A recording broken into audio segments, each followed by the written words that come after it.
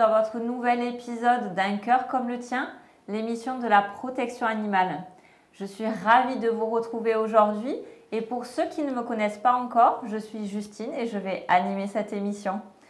Aujourd'hui au sommaire, je suis en compagnie de l'association Animaux B Protect, représentée par Frédéric, qui va nous présenter l'association dans sa globalité et peut-être éventuellement les animaux qui sont à adopter.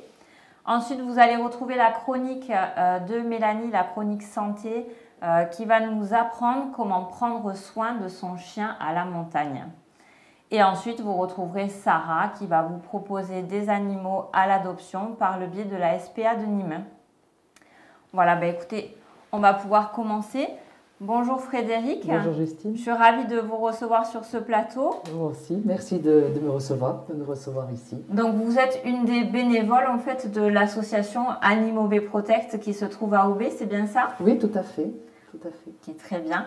Est-ce que vous pouvez nous présenter, et présenter un petit peu l'association? Oui, absolument. Écoutez, c'est une association qui a été créée le 11 mars 2021. J'en fais partie comme bénévole. C'est une petite association locale sans refuge, constituée de 15 bénévoles qui agissent dans leur temps disponible, je dirais, pour pouvoir répondre à des besoins, effectivement, de protection animale. En priorité, le choix a été fait sur les chats, parce qu'il y avait une réelle problématique de surpopulation féline dans Aubé, qui est un petit village, hein, donc voilà. Il y avait une crainte aussi qu'il y ait une maltraitance par rejet à un moment donné d'une surpopulation. D'accord, ok. Donc c'est pour ça que vous avez, enfin pas vous personnellement, mais c'est pour ça qu'elle a été créée cette association pour gérer au départ ce problème de prolifération de chats dans le village. Oui, en priorité. Après, c'est une sensibilité aussi des personnes qui en font partie. C'est-à-dire qu'il y a des personnes qui sont très intéressées aussi pour la protection pour les chiens et pour la faune sauvage. Mais la priorité, puisque nous sommes un petit nombre, 15 bénévoles, c'est pas beaucoup, donc la priorité, c'était vraiment de faire face à cette surpopulation féline avec les risques de multiplication, puisqu'il n'y avait pas de stérilisation. C'était des chats qui étaient soit sauvages, soit qui étaient abandonnés au sein du village et qui se reproduisaient indéfiniment. Donc il fallait vraiment faire face en priorité. Mais ensuite, c'est aussi faire attention à ce que des chiens en vagabondage puissent retrouver rapidement leur propriétaire. Et puis la faune sauvage qui va être relancée comme projet en 2024. D'accord, très bien. Et comment vous fonctionnez en fait dans cette association? Est-ce qu'il n'y a que des bénévoles? Est-ce que vous avez un bureau? Est-ce que vous avez un refuge? Non, pas de refuge. D'accord. C'est ce que j'ai dit. Il n'y a pas de refuge. Donc, il y a un bureau, effectivement, comme toute association, avec environ 10 personnes qui sont vraiment. Il y a le président, le trésorier, vice-trésorier, secrétaire, vice-secrétaire. Et ensuite, il y a des familles d'accueil, surtout, c'est très important. En 2023, il y a eu 7 familles d'accueil. Là maintenant, alors ça peut être des familles d'accueil temporaires, d'accord? C'est-à-dire que c'est des personnes qui ponctuellement vont se proposer comme famille d'accueil pour socialiser les chatons avant leur adoption. Et ensuite, peuvent ne pas renouveler parce que ça a été une expérience ou une disponibilité qu'ils avaient à ce moment-là. Voilà. D'accord, très bien. Et vous, Frédéric, qu'est-ce qui vous a animé en fait pour aller vers cette association ou pour aller dans une association de protection animale? Moi, je suis arrivée il y a 3 ans aussi dans le village. Donc en fait, là où je me trouvais en Aquitaine, je participais aussi à aider des refuges, plus en dons matériels, je dirais, que réellement en présence. Et donc ici, je me suis rapprochée de l'association pour voir quels étaient leurs besoins. D'abord en y adhérant, parce que c'est important qu'il y ait des adhérents. En 2023, il y avait 39 adhérents, donc ce n'est pas beaucoup. La cotisation est de 10 € par an et ça permet d'avoir un fonds un petit peu pour pouvoir aider. Et aussi, je veux dire, tous les sponsors, heureusement, nous avons des sponsors aussi qui nous aident, au nombre de 11. Et c'est important parce que ça permet d'avoir des fonds financiers et puis les conventions que nous avons avec la mairie, la SPA et la Fondation Brigitte Bardot. Mais c'était pour participer effectivement à cette régulation. Et ce qui m'avait plu, c'est que dans le village, justement, quand je suis arrivée, j'ai vu qu'il y avait des chats, effectivement, qui étaient... mais je n'ai pas vu des chats blessés et délaissés. Voilà. Et donc je me suis dit, c'est intéressant parce que ça montre qu'il y a une attention de la part des villageois. Et il y a une volonté de vouloir préserver les animaux. Oui, donc vous avez eu envie de donner votre patte, participer à ce beau projet. Oui, tout à fait. Tout à fait. Du coup, vous nous disiez que là, vous avez eu 39 bénévoles, 39 familles d'accueil adhérents. Non, 39 adhérents. Adhérents, d'accord. Et nous avons eu 7 familles d'accueil en 2023. Là, maintenant, nous en avons 2 qui sont actives, mais parce que aussi, il y a moins de chatons. Hein, il y a moins de chatons à socialiser. Voilà. Donc, oui, puis ça demande énormément d'investissement, on imagine. Oui. Donc, du coup, l'adhésion, elle est de 10 € par an. Oui. Là, aujourd'hui, vous voulez peut-être un peu faire passer un message pour avoir des nouveaux adhérents. Oui, oui, c'est évident. C'est vrai que 10 € par an, c'est une petite somme. Et ça permet aussi de pouvoir sensibiliser les personnes aussi à cette campagne de stérilisation-identification qui est importante. Et même ceux qui ont leurs propres animaux à la maison, je veux dire, c'est aussi leur faire prendre conscience que l'identification est essentielle. Beaucoup de personnes me disent, oui, mais j'ai stérilisé ma chatte, le chat, c'est pas la peine. Je dis, oui, c'est important parce qu'un chat, si à la maison, c'est sûr, il ne posera pas problème, mais il va aller prendre une chatte en chaleur, voilà, et on aura une problématique de chatons qui seront abandonnés, qui seront seuls et qui seront en grosse difficulté. Donc c'est vrai que c'est une petite participation qui nous permet de pouvoir justement, faire passer aussi un message de prévention, et l'identification, c'est très important aussi parce que l'identification permet de retrouver un animal. Il faut savoir que si un animal n'est pas identifié, qu'il est blessé parce qu'il a été heurté par une voiture ou autre, quand il sera pris par la fourrière, il y a beaucoup de chances pour qu'il soit euthanasié. Alors que s'il est identifié, ils rechercheront les propriétaires. Donc pour nous, c'est dans le fait d'être adhérent aussi, c'est adhérer aussi à cette politique, j'ai envie de dire, de campagne de stérilisation, identification et de préservation aussi des animaux. Et ça, c'est très important, on l'entend complètement. Est-ce que vous avez des opérations caddie, des lotos, des choses qui sont prévues, des projets en fait pour 2024? Alors, opération caddie, oui, il y en a eu. En 2023, il y a eu 7 opérations de caddie. Il y a le marché de Noël aussi, où nous vendons des calendriers, ce qui permet d'avoir aussi un retour aussi au niveau des fonds. Après, des lotos, non, parce qu'il se trouve que pour notre association, qui est une petite association, c'était un petit peu plus compliqué de mettre en place un loto. Donc il faut avoir aussi suffisamment de personnes, ou il faut avoir... Voilà. Nous, en tout cas, ce n'était pas dans cette orientation-là, mais les caddies marchent très très bien, ça nous permet d'avoir justement du matériel. Et puis, il y a aussi le don. Les dons, soit des dons en matériel, il suffit de contacter Animaux Protect, soit des dons, parce que les dons sont déductibles des impôts. Donc il suffit d'aller sur le site de Hello Asso, d'accord, et ça permet de pouvoir faire un don financier qui est très aidant. Oui. Parce qu'il faut quand même se rendre compte que depuis 2021, il y a quand même 135 chats qui ont été stérilisés, identifiés, et 76 chatons qui ont été adoptés.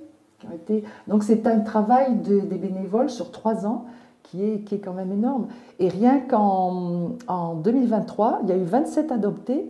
Donc on pense maintenant qu'on devrait arriver à avoir moins de chatons à faire adopter. On devrait arriver à ce que la population féline soit contrôlée. Plus régulée et contrôlée. Voilà, soit beaucoup plus contrôlée.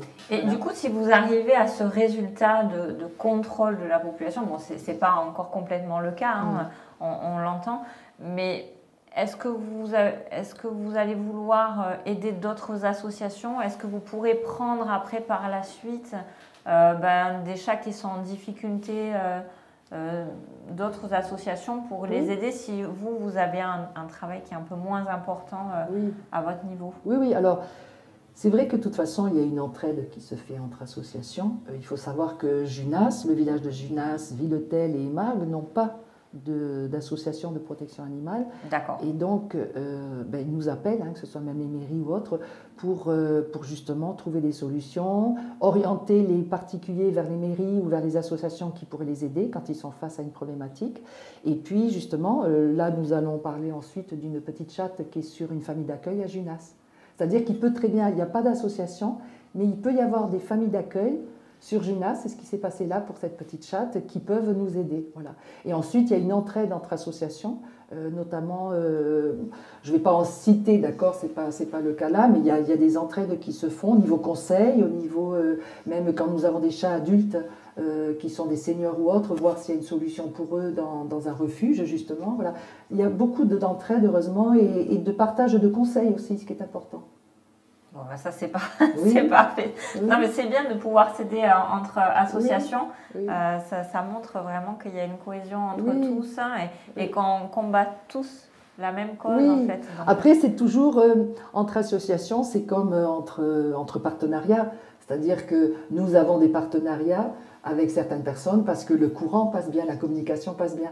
Les associations, c'est pareil. Il va y avoir certaines associations avec qui nous allons avoir beaucoup plus d'échanges et d'entraide que d'autres parce que la communication passe mieux. Et voilà, c'est toujours pareil. C'est pas avec toutes les associations, mais c'est vrai que la communication passe bien avec certaines associations en tout cas.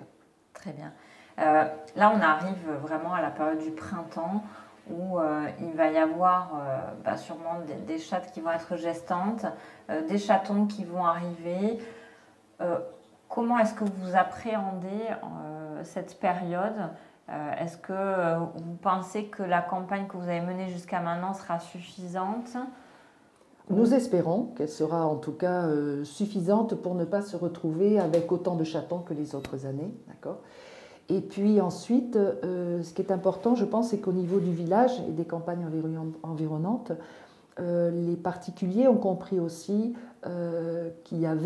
sont au courant qu'il y a une association au sein de OB.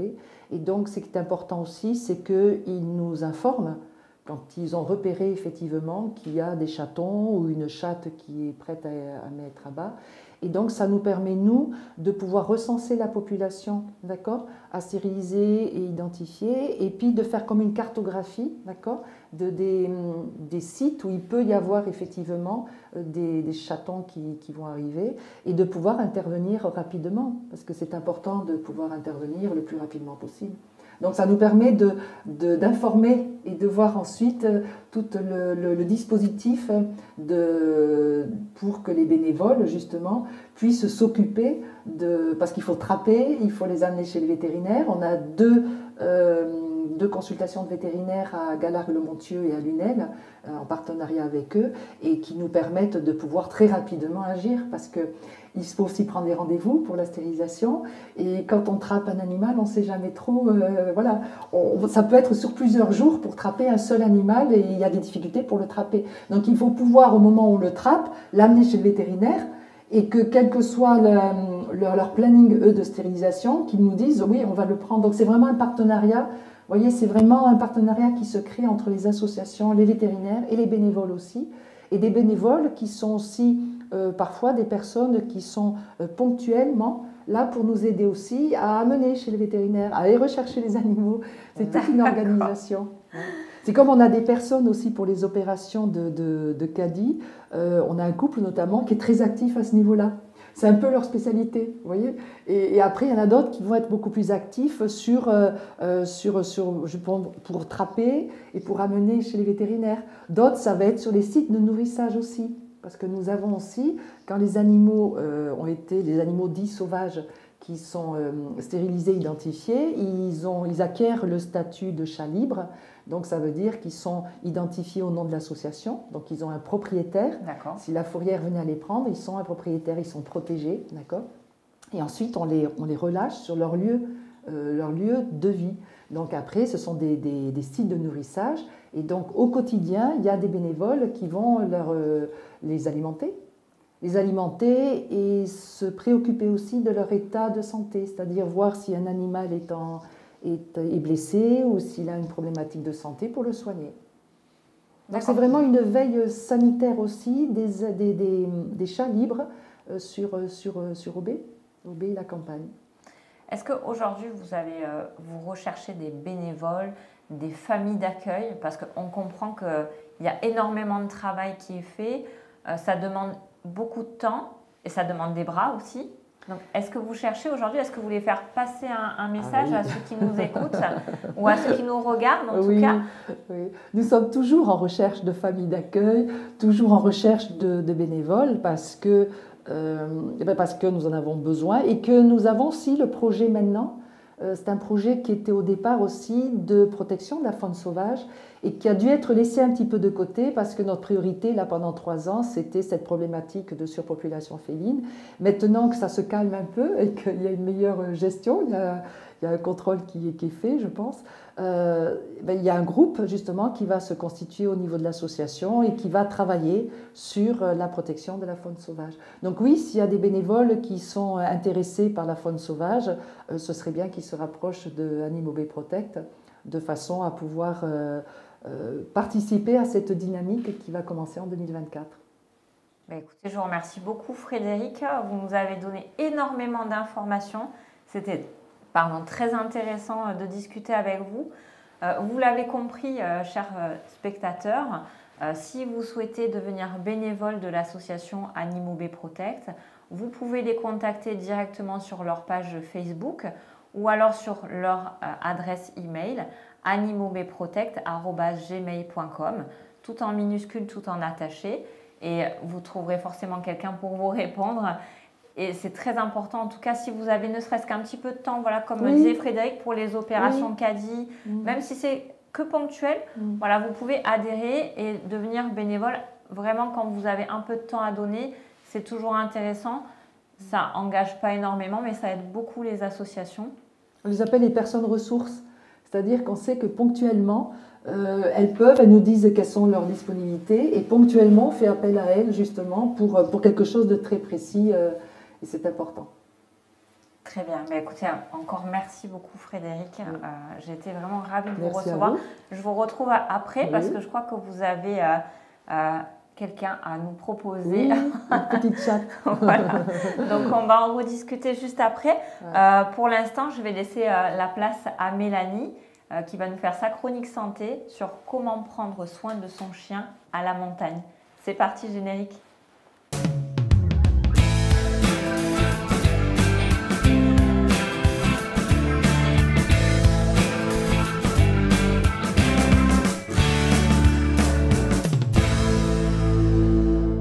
Bonjour à tous. Alors, comme le disait Justine, je vais vous donner quelques conseils pour prendre soin de votre chien à la montagne. Les vacances de février sont là, on a envie de partir avec son loulou à la neige, donc voici ces quelques petits conseils. Avant de partir, il est important d'aller consulter votre vétérinaire pour vous assurer que votre chien est en bonne forme pour pouvoir vous suivre. Dites-lui toutes les activités que vous avez prévu de faire pendant votre séjour pour qu'il puisse vous confirmer ou non s'il peut du coup faire toutes les activités que vous avez prévues pendant votre séjour. Parlez-lui également de la ration journalière. Il est important de pouvoir augmenter sa ration tous les jours puisqu'il va se dépenser plus que d'habitude. Donc le vétérinaire pourra vous dire à combien de pourcentage il faut l'augmenter. Vous pouvez renforcer sa condition physique avant de partir 15 jours, environ 15 jours, 3 semaines avant de partir. Dépensez-le quotidiennement pour qu'il puisse être en pleine forme pour pouvoir vous suivre lors de vos balades. Protégez ses coussinets, c'est très important. 15 jours avant de partir, vous pouvez utiliser des baumes pour renforcer les coussinets ou de la vaseline pour éviter les irritations et les crevasses. Demandez éventuellement conseil à votre vétérinaire sur quel baume utiliser. Il existe aussi des petites bottines prévues pour les coussinets fragiles. Rincez-lui les pattes au retour de votre balade pour enlever les résidus de neige et de sel. Séchez-le bien même entre les coussinets pour qu'il puisse se réchauffer plus rapidement. Il faut savoir que votre chien peut avoir froid. Oui, on oublie souvent qu'il peut avoir froid, donc pensez à lui mettre un petit manteau si nécessaire, surtout si vous avez un chien de petite race, s'il a un poil ras, si c'est un jeune chien ou un papy chien. En effet, ils peuvent avoir du mal à réguler leur température. Protégez-le du soleil. On aime tous le soleil à la neige, mais sachez que l'altitude et la neige augmentent les rayons UV. Donc c'est nocif pour ses yeux et sa peau. Pensez à lui mettre de la crème solaire prévue pour les animaux et surtout n'oubliez pas la truffe.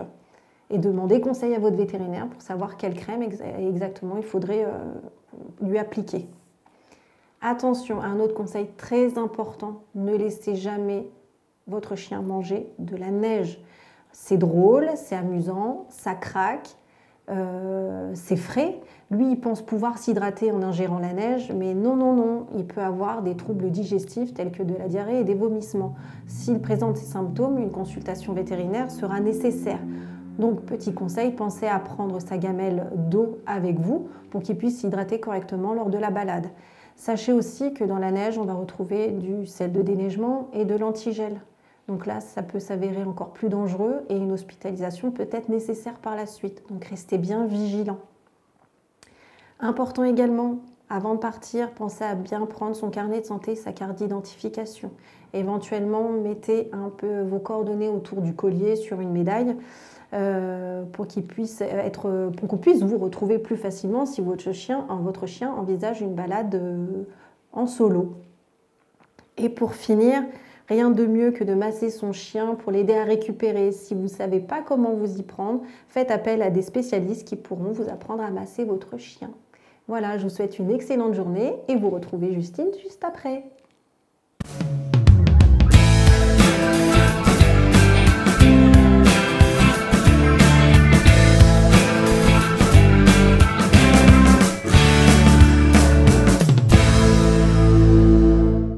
Merci Mélanie pour vos conseils. C'était très intéressant et votre chronique est toujours parfaite. Je reviens vers vous Frédéric, puisque je crois que vous avez une petite minette à nous proposer à l'adoption par le biais de votre association. Heureusement, c'est la seule. Oui, c'est bien.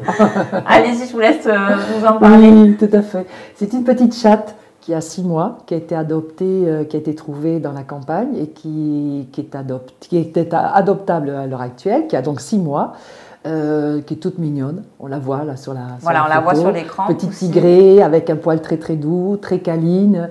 Encore un petit peu craintive. Voilà, il faut qu'elle prenne de plus en plus confiance dans son environnement, qui est habituée au jardin, qui est habituée aux chiens. Toute mignonne et qui attend donc d'être adoptée. Voilà, toute joyeuse, toute très joueuse. Voilà, très joueuse. Comment ça se passe, Frédéric, pour l'adoption? Qui est-ce qu'on doit contacter? Comment ça fonctionne? À quel moment on peut l'adopter? Oui, elle est adoptable maintenant. Elle est visible sur Junas. C'est une famille d'accueil qui est à Junas et sous contrat d'adoption. Donc le contrat d'adoption consiste il englobe pour 110 €, donc le montant c'est 110 € pour la stérilisation, identification, déparasitage. Et ensuite, il est à 140 € s'il y a stérilisation, identification, déparasitage et primo-vaccination. La primo-vaccination, c'est tout ce qui est rage, coryza et typhus. Voilà. On fait signer aussi, en plus du contrat d'adoption, c'est très important, depuis 2021, il y a un certificat d'engagement et de connaissance qui permet d'informer les futurs adoptants des besoins et donc de s'engager en pleine connaissance de cause, de façon à ce qu'ensuite il n'y ait pas en train de nous dire c'est trop cher, l'entretien d'un chat. Voilà, ça permet de les responsabiliser. Voilà, de responsabiliser sur effectivement le fait que, oui, il y a une vaccination, il y a au moins une visite par an chez le vétérinaire, il y a la nourriture, il y a la litière, avoir du temps aussi pour jouer, pour avoir une relation particulière aussi avec son chat. C'est pour vraiment prendre conscience de tout ça avant de s'engager. Donc c'est vrai que quand quelqu'un est intéressé, on lui fait signer le contrat d'adoption, ce qui fait qu'il s'engage, et le certificat. Il a un délai de réflexion de 7 jours, donc quand il a bien pris conscience des responsabilités dans lesquelles il s'engageait, il vient prendre la petite chatte, en l'occurrence Poussy. D'accord. Donc effectivement, c'est très très bien encadré les adoptions chez vous. J'ai oublié, excusez-moi. J'ai oublié aussi, il y a un certificat vétérinaire qui date de moins de 3 mois et qui certifie que l'animal qui va être adopté est en bonne santé. Voilà. Bon, voilà, c'est vraiment incroyable. Vous avez tout le package. Et comment on fait pour contacter? On contacte la famille d'accueil? On contacte Non, là, ça va être Protect Anibobé Protect, toujours sur le même lien d'adresse mail que vous avez donné. anibobéprotect@gmail.com, tout en minuscule, comme vous avez dit, et sans accent, sans trait, sans rien. Voilà. Ok, très bien. De façon à pouvoir effectivement rentrer en contact avec la famille qui se trouve sur Junas. Voilà. Et Poussy vous attend, petite chatte adorable, toute joueuse, qui n'attend que sa famille définitive. Merci à vous. Bon, bah, écoutez, je vous rappelle encore une fois que Poussy est à l'adoption par le biais de l'association Anibobé Protect. N'hésitez pas, si vous souhaitez la rencontrer et vous engager avec elle pour la vie, je le rappelle, oui. Vous pouvez contacter donc l'association Anibobé Protect, donc sur leur page Facebook ou sur leur adresse email. Voilà, anibobéprotect@gmail.com, tout en minuscule, tout en attaché. Puisqu'on est dans les adoptions, voilà, on va laisser la place à Sarah qui va vous présenter des petits loulous de l'association, enfin de la SPA de Nîmes, pardon. Voilà, générique, je vous laisse la place, Sarah.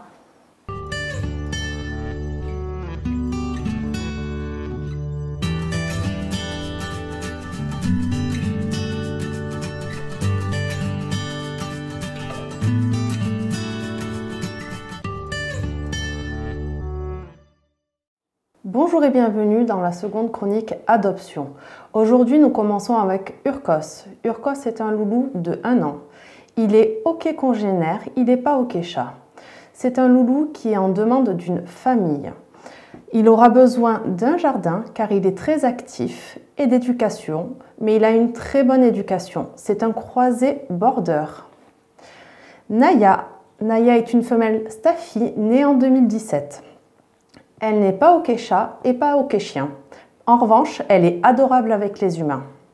Naya peut vivre en appartement si la présence est là. Elle nous arrive de la fourrière. Jazz est une femelle Canet Corso, née en 2020.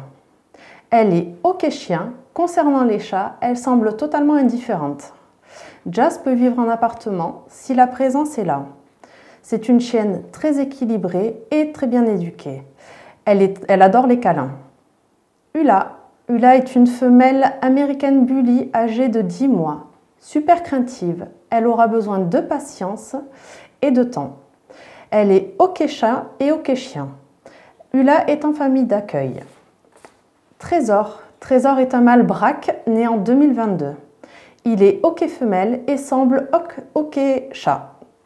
Trésor est un chien issu d'une saisie judiciaire. Il est très gentil. Vinny, la doyenne. Vinny, femelle de 12 ans.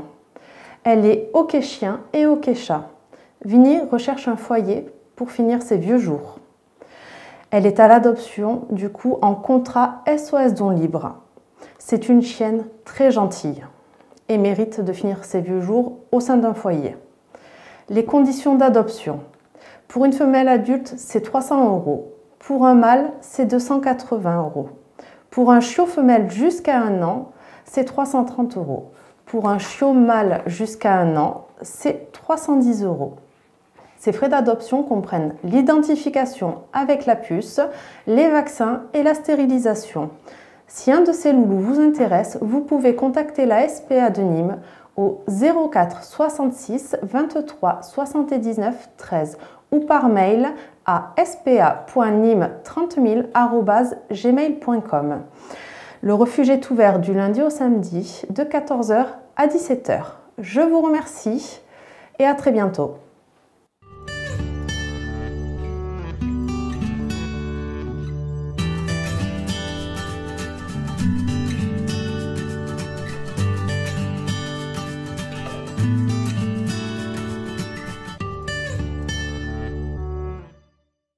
Eh bien, merci Sarah pour cette chronique sur les adoptions. N'oubliez pas que si vous souhaitez adopter un des animaux que vous a proposé Sarah, vous pouvez vous déplacer directement à la SPA de Nîmes, qui est le domaine des Murailles. Ça se trouve sur la route de Sauve. Et vous pouvez rencontrer les bénévoles et les personnes du bureau là-bas qui pourront vous renseigner sur les loups que vous avez vus avec Sarah. On va revenir maintenant avec Frédéric qui a peut-être un dernier mot à nous dire. Frédéric, est-ce que vous voulez faire passer un message? Est-ce que vous avez encore quelque chose à nous dire? Oui, oui, toujours. Si vous voulez nous aider et aider les animaux sur OB, vous pouvez venir nous rejoindre. Ce sera avec grand plaisir que nous vous accueillerons au sein de l'association Anime OB Protect pour agir avec nous. Je vous rappelle que le groupe Faune Sauvage va démarrer. Donc venez nous rejoindre et participer financièrement. Soyez adhérents à notre association, c'est 10 € par an. Et vous pouvez aller sur le site Hello Asso ou faire un chèque et vous le déposez à la mairie de OB et nous serons très très heureux de vous accueillir. Même si c'est ponctuellement que vous pouvez venir aider, ça fera une aide qui sera très très bénéfique pour les animaux d'OB, quels qu'ils soient, chats, chiens, faune sauvage. Et surtout, famille d'accueil aussi, voilà, famille d'accueil ponctuellement, et si c'est pas pour nous, ça peut être, comme je vous l'ai dit, sur un des villages environnants, d'accord, qui peuvent avoir besoin ponctuellement pour l'accueil et la socialisation des chatons, comme là pour Petite Poussy. Merci à vous en tout cas. Bon, Frédéric, je crois que le message est passé. Vraiment, encore une fois, n'hésitez pas à les contacter. L'association Anime OB Protect AOB, si vous avez un petit peu de temps, voilà. Il faut leur consacrer du temps à l'association, aux animaux, c'est vraiment très important. Et puis en plus, vous avez vu Frédéric, elle est super sympa. Merci, merci. Donc si vous voulez, vous aurez sûrement l'occasion de la rencontrer si vous adhérez à cette association. Écoutez, quant à moi, l'émission, elle touche à sa fin. On va se retrouver le mois prochain. Un dernier petit mot avant de vous quitter. Il a lieu le loto à Galargues-le-Montueux le 25 février à 17h30 à la Maison du Peuple. Donc c'est organisé et au profit du refuge de Gallus. Voilà, donc si vous souhaitez faire un petit loto en famille, donc c'est, je vous le rappelle, le 25 février à 17h30 à la Maison du Peuple. Et donc c'est au profit du refuge de Gallus. Et écoutez, je vous remercie beaucoup de nous avoir écoutés et de nous avoir regardés aujourd'hui. Je vous dis au mois prochain. Merci. Merci, au revoir.